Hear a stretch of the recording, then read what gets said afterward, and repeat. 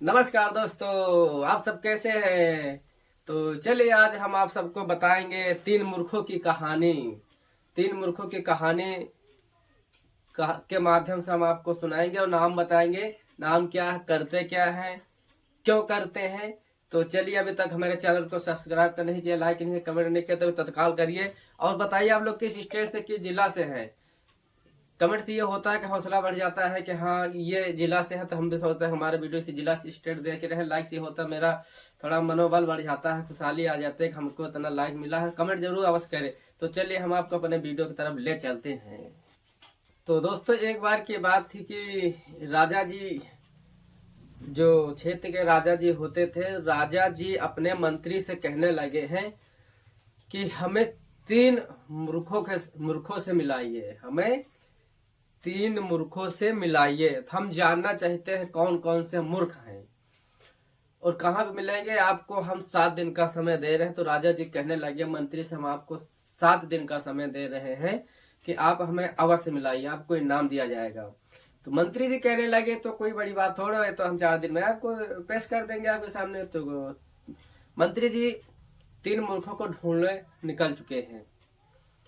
तो अपने घोड़े पे सवार होकर निकल लिए जंगल की ओर। उधर से एक जो है लकड़हारा लकड़ी काट रहा था पेड़ में, लकड़हारा लकड़ी काट रहा था पेड़ पे।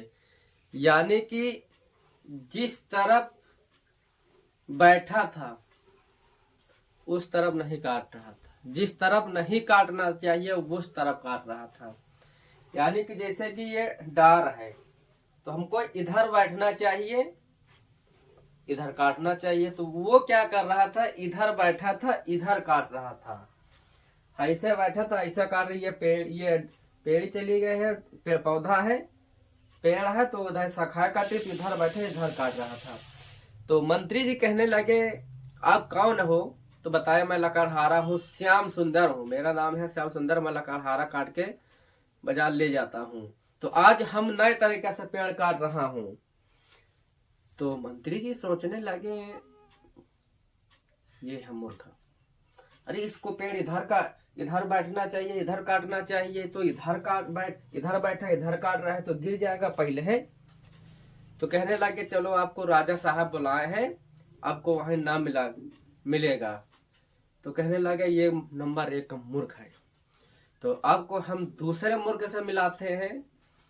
एक लड़का की शादी हो गई थी, उसकी बीवी भाग गई थी दूसरे के साथ में।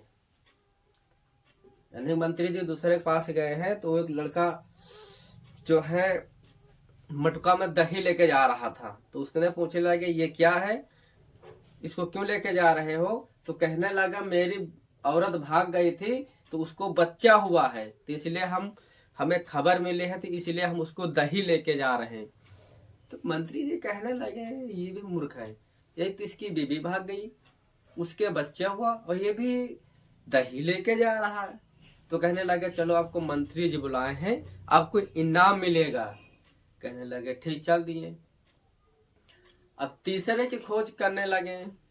चलते चलते एक उधर से धोबी जो है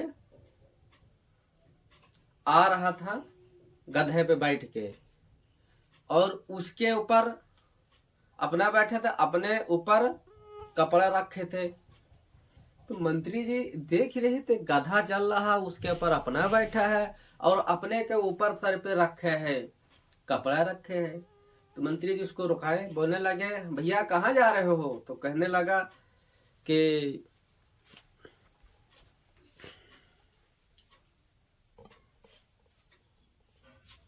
लाइट चली गई है।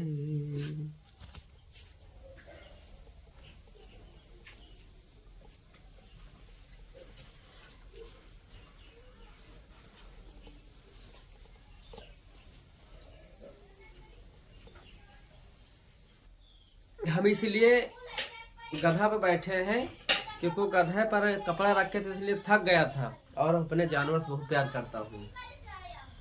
तो इसलिए हम सोच रहे हैं कि कपड़ा अपने सर पे धर लें, अपने सर पे धर लें तो हमारे गधा को आराम मिल जाएगा। तो कहने लगा इससे बड़ा मूर्ख कोई नहीं है। एक तो अपना खुद बैठे गधे पर, गधे के ऊपर बैठ के अपने पर कपड़े रखा, वजन तो उतना ही पड़ रहा है। तो कहने लगे चलो आपको राजा साहब बुलाए हैं। राजा साहब पास पहुंचे, लकड़हारा से पूछने लगे तो कहने लगे नंबर 1 तो मूर्ख है।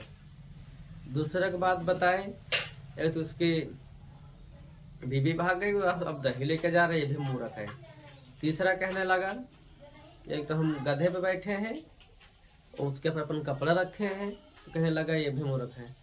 तो इस कहानी से क्या आपको समझ में आया है कि आप लोग इस कहानी से ये समझे होंगे कि हमें किसी का मन का नहीं करना, हमें अपने दिमाग से काम करना, किसी के भड़कावे से काम नहीं करना है। कोई दुनिया क्या करता है, हमें अपने लक्ष्य को, अपने टारगेट को पाना है।